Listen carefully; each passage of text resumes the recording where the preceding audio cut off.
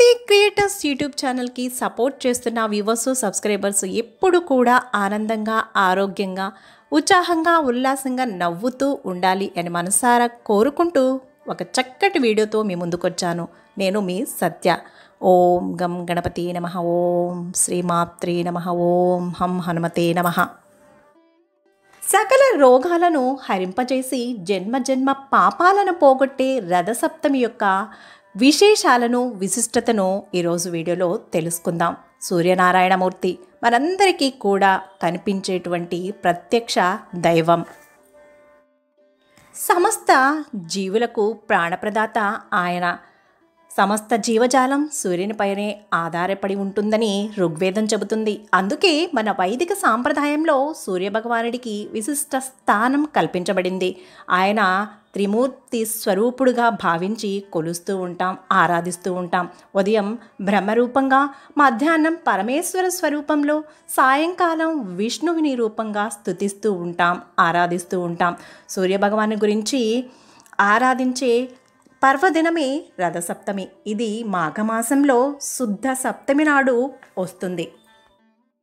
వ్రత గ్రంథాలు ఈ రథసప్తమిని ఎంతో విశేషంగా చెప్పాయి. సూర్యగ్రహణం రోజుతో సమానమైన పర్వదినంగా చెప్పబడిన ఈ రథసప్తమి రోజున సూర్యోదయ కాలంలో పుణ్య స్నానాన్ని చేయడం, సూర్యుడిని పూజించడం ఎంతో పుణ్యప్రదమని, ఈనాటి సూర్యారాధన వలన ఎంతటి అనారోగ్యమైన తొలగి ఆరోగ్యం చేకూరుతుందని, అకాల మరణం నివారింపబడుతుందని, సకల సంపదలు కలుగుతాయని చెప్పబడుతుంది. అయితే ఈ రథసప్తమిని విధి విధానంగా ఆచరించడం వల్ల మాత్రమే ఆయా ఫలితాలు పొందవచ్చు. రథసప్తమి రోజున ఆచరించవలసిన నియమాలు ఏంటో చూద్దామా? రథసప్తమి వ్రతాచరణలో స్నానం, దీపం, అర్ఘ్యం, అర్చన, తర్పణం ముఖ్యమైనవి. మొదటిది స్నానం. సప్తమి ముందు నాటి రాత్రి అంటే షష్ఠి రోజు రాత్రి ఉపవాసం ఉండి ఆ మరునాడు సప్తమి నాడు సూర్యోదయ సమయంలో ఈ స్నానాన్ని ఆచరించాలి. ఈ సప్తమి స్నానం చేయడం వల్ల సకల రోగాలు నివారించబడమే కాకుండా 7 జన్మలలో చేసిన పాపాలన్నీ కూడా హరించబడతాయి అని ధర్మసింధువు పేర్కొంటుంది. ఈ రథసప్తమి స్నానాన్ని నదిలోనో పుణ్యతీర్థంలోనో చేయడం చాలా మంచిది. అది వీలు కానప్పుడు కనీసం చెరువులోనో కాలువలోనో లేదా బావి నీటితోనైనా చేయవచ్చు. పుణ్యనదుల్లో తీర్థాలలో చేసే స్నానం ఉత్తమ ఫలితాన్నివ్వగా, చెరువులు కాలువల్లో చేసే స్నానం వల్ల మధ్యమ ఫలితం లభిస్తుంది. రథసప్తమి నాటి స్నానంలో జిల్లేడు లేదా రేగు ఆకులను తలపైన, భుజాలపైన, చేతులపైన, మోకాళ్లపైన ఉంచుకొని స్నానం చేయాలి. ఈ విధంగా ఆకులను పెట్టుకోవడం ఆచారమైనప్పటికీ దీనిలో ఎంతో ఆరోగ్య విజ్ఞానం కూడా ఇమిడి ఉంది. జిల్లేడు, రేగు ఆకులలో సూర్యకిరణాలలోని ప్రాణశక్తిని ఎక్కువగా గ్రహించి నిల్వ చేసుకునే శక్తి ఉంది. ఈ ఆకులను శరీరంలోని ఆయా చోట్ల పెట్టుకుని స్నానం చేయడం వల్ల ఆకులలోని విద్యుత్ శక్తి నీటిలోని విద్యుత్ శక్తితో కలిసి ఆరోగ్యంపై ఎంతో ప్రభావాన్ని కలిగిస్తుంది. ఈ ఆకుల్లోని ప్రాణశక్తి శిరోభాగంలోని సహస్రారంపై పనిచేసి అందులోని నాడులను ఉత్తేజపరుస్తుంది. దీనివలన శిరస్సుకు సంబంధించిన రోగాలు తొలగిపోవడమే కాకుండా జ్ఞాపక శక్తి కూడా పెరుగుతుంది. ఇంకా మానసిక దృఢత్వాన్ని కూడా పొందవచ్చు. కాబట్టి రోజు ఈ విధంగా ఆకులను తలపై పెట్టుకుని స్నానం చేయడం ఎంతో మంచిది. కానీ రోజు అలా చేసే అవకాశం ఉండదు. కాబట్టి కనీసం సంవత్సరంలో ఒక రోజైనా వ్రతాచరణలో భాగంగా ఈ స్నానాన్ని చేయాలి అని మన పెద్దలు దీన్ని ఏర్పరిచారు.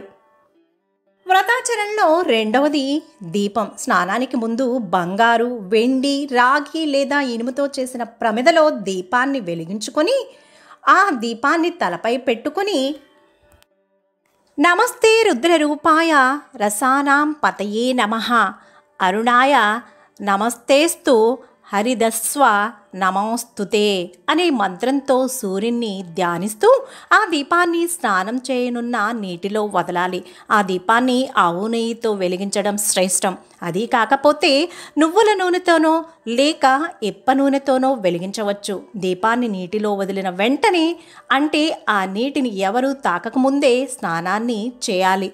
ప్రమిదలో దీపాన్ని వెలిగించే అవకాశం లేనప్పుడు ఆకులను దొన్నెలుగా చేసి వాటిలో దీపాన్ని వెలిగించి నీటిలో వదలవచ్చు.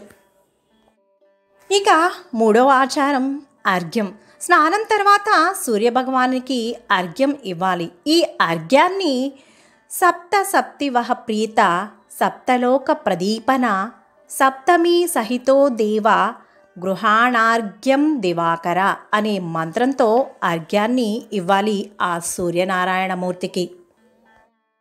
తర్వాత నియమం అర్చన. అర్ఘ్యాన్ని ఇచ్చిన తర్వాత సూర్యదేవుణ్ణి వ్రతకల్పపూర్వకంగా షోడశోపచారాలతో పూజించాలి. ఈ పూజలో విధిగా సూర్యునికి తీపి పొంగల్ని నివేదించడం సాంప్రదాయం. ఈ పొంగల్ని ధనుర్మాసంలో పెట్టే గొప్పి పిడగలతో పొయ్యిని వెలిగించి చేయడం కొన్ని చోట్ల ఆచారంగా ఉంది. ఇంకా ఆ సంవత్సరం పండినటువంటి కొత్త బియ్యంతో పొంగల్ని చేయడం కూడా మనం గమనించవచ్చు. ఇక తర్వాత ఆచారం తర్పణం. సూర్య పూజ అనంతరం పితృదేవతలకు తర్పణాలను ఇవ్వాలి. తరువాత చలిమిడిని బ్రాహ్మణులకు దానంగా ఇవ్వాలని కొన్ని వ్రత గ్రంథాలు చెబుతున్నాయి. ఈ దానాన్ని రాగి పాత్రలో ఉంచి దానిపై ఎర్రటి గుడ్డను కప్పి ఇవ్వాలట. ఈనాటి భోజనంలో నూనె లేకుండా చేసిన వంటలను మాత్రమే తినాలి అని శాస్త్రవచనం. తర్వాత రాత్రి కూడా సూర్యుడిని యథావిధిగా పూజించి వ్రతాన్ని పూర్తి చేయాలి. సూర్యానుగ్రహం వలన అసాధ్యమైనదేదీ లేదని భవిష్యోత్తర పురాణం చెబుతుంది. కాబట్టి ఈ సూర్యారాధన వలన ఆరోగ్యం, ఐశ్వర్యం మొదలైన వాటన్నింటినీ కూడా పొందవచ్చనడంలో ఏమాత్రం సందేహం లేదు.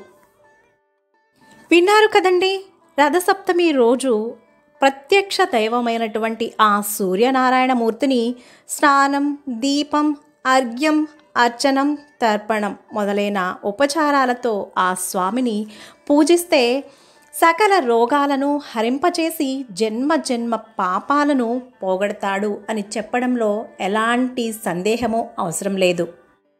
కాబట్టి మనందరం కూడా రథసప్తమి రోజున నమస్కార ప్రియుడైనటువంటి సూర్యనారాయణ మూర్తిని శ్రద్ధాభక్తులతో పూజించి సకల శుభాలను పొందాలి అని మనసారా కోరుకుంటూ వీడియో చూసిన అందరికీ కూడా ధన్యవాదాలు తెలియజేస్తున్నాను. సర్వేజన సుఖినో భవంతు. శుభం. Thank you for watching. నేను మీ సత్య.